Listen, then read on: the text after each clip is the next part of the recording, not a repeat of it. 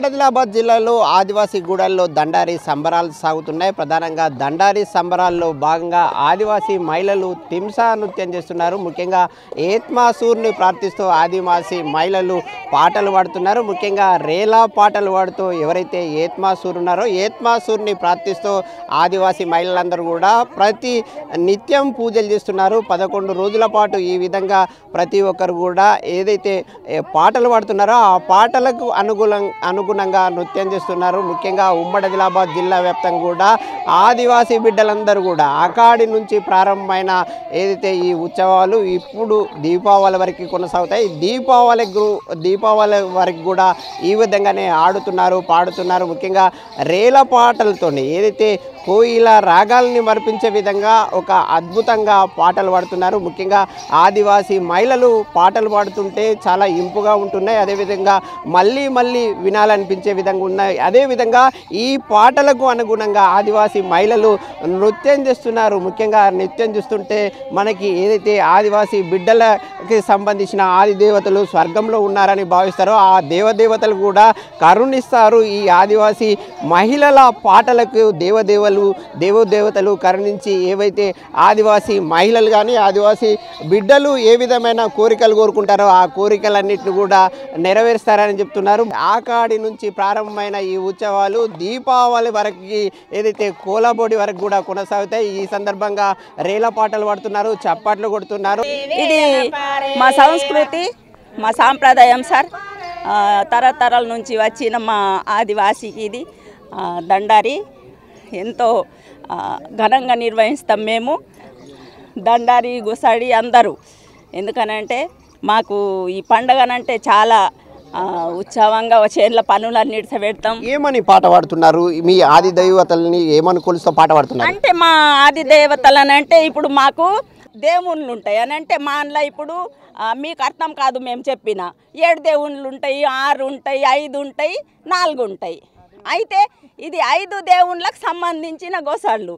ఈ సెగలకు సంబంధించిన దేవదేవతల గురించి పాట పాడుతున్నామని చెప్తున్నారు. ఇప్పుడు ఒక పాట పాడండి.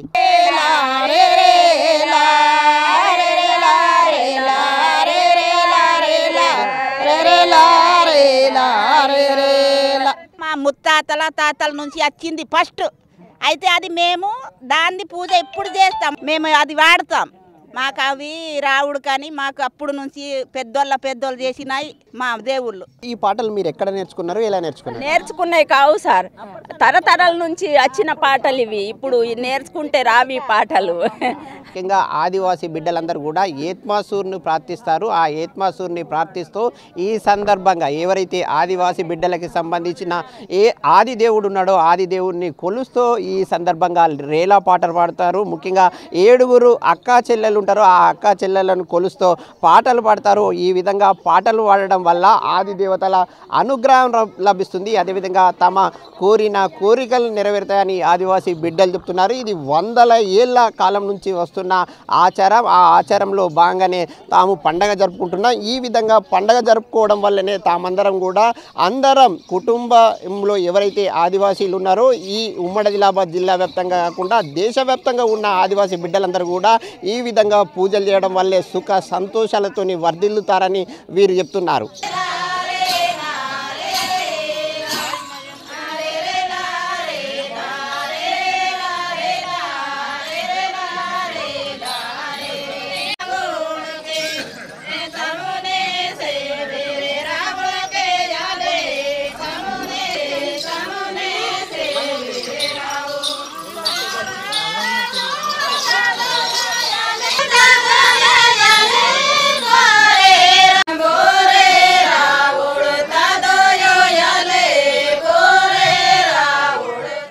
ఈ సచోయి కోలాటం ఎందుకు ఆడతారు?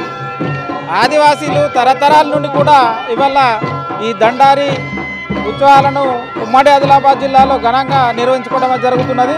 ఎందుకంటే ఇది మా ఆదివాసీలలో మొదటి నుండి కూడా సచోయి కోలాటం కావచ్చు, సోడావాజం, అట్ల డ్రమ్స్ కావచ్చు, రకరకాల వేషధారణతోటి అనేక కళా బృందాలతోటి మా యొక్క సంస్కృతి సాంప్రదాయాలను కాపాడుతూ వస్తున్నాం.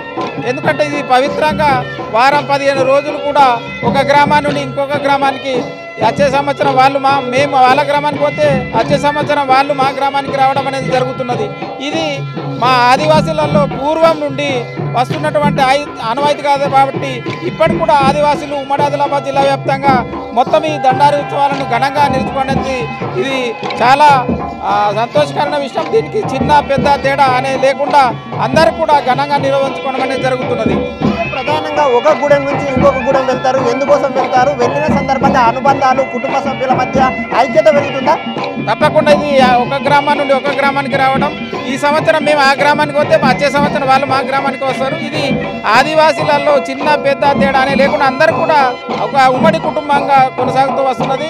అది సంబంధాలు కూడా కొనసాగుతూ వస్తున్నాయి కాబట్టి అది మా పూర్వీకుల నుండి వస్తున్నటువంటి ఒక సంస్కృతి సాంప్రదాయం కాబట్టి దీన్ని ఇప్పటికీ మేము ఆదిలాబాద్ జిల్లాలో ఆదివాసీలు ఈ ఆనవాయితీని కొనసాగిస్తూ వస్తున్నాం. ఈరోజు మా గ్రామానికి కొమరంభీం కాలనీకి బుర్లు నుండి ఈ దండారి బృందం నిన్న రాత్రి రావడం జరిగింది. ఇవాళ వీళ్ళు వాళ్ళ గ్రామానికి పోవడం అనేది జరుగుతున్నది కాబట్టి తప్పకుండా దీన్ని ఆదర్శంగా తీసుకొని అందరూ కూడా నిర్వహించాలంటే అవసరం ఉన్నది. దీనికి ముఖ్యంగా ఆదివాసీలు ఈ యొక్క దీపావళి పండుగను దండారిని ఉమ్మడి ఆదిలాబాద్ జిల్లాలో ఘనంగా నిర్వహిస్తున్నారు.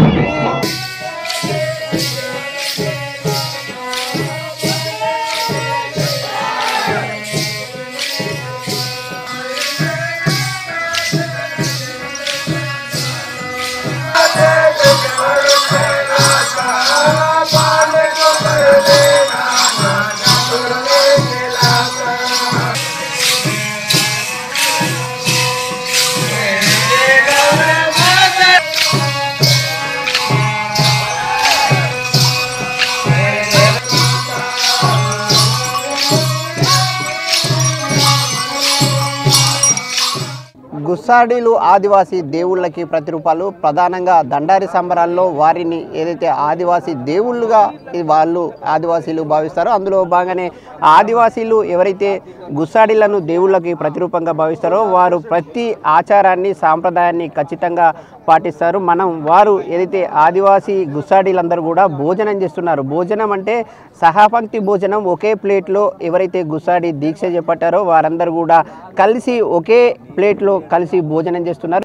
ఉదయం అదేవిధంగా సాయంత్రం పూట 2 సార్లు భోజనం చేస్తారు. 2 సార్లు కూడా ఈ విధంగానే భోజనం చేస్తారు. ముఖ్యంగా ఇది వందల ఏళ్ల కాలం నుంచి వస్తున్న ఆచారం. వారు ఏవైతే ఈ గుస్సాడీలు ధరించే జింక చర్మం అదేవిధంగా జింక చర్మాన్ని కింద ఏదైతే వేసుకొని ఆ చర్మం పైన వారు కూర్చొని ఏదైతే ఒక మన ప్లేట్ లాంటి ఒక ఆకారం ఉందో ఆ ఆకారంలో వాళ్ళు తింటున్నారు. ఇది ఏదైతే అందరినీ ఒక ఐక్యంగా ఉంచుతుంది. అదేవిధంగా తామందరం ఒకే భావననే కల్పించడంలో భాగంగానే ఈ గుస్సాడీలందరూ ఈ విధంగా తింటారని ఆదివాసీ పెద్దలు చెబుతున్నారు. తాము దేవునికి ప్రతిరూపాలు ఆ దేవునికి ప్రతిరూపాలుగా ఈ విధంగా దీక్షలు చేపట్టడం 11 రోజుల పాటు వివిధ గూడాలని చుట్టేయడం అదేవిధంగా ఆ ప్రాంతంలో వీరందరినీ కూడా ఎవరైతే ఈ గుస్సాడి దీక్షలు చేపట్టారో వారందరినీ కూడా దేవుళ్ళకి ప్రతిరూపాలుగా వీళ్ళ ఆశీర్వాదాలు గుస్సాడిల ఆశీర్వాదాలను ప్రజలు తీసుకుంటారు.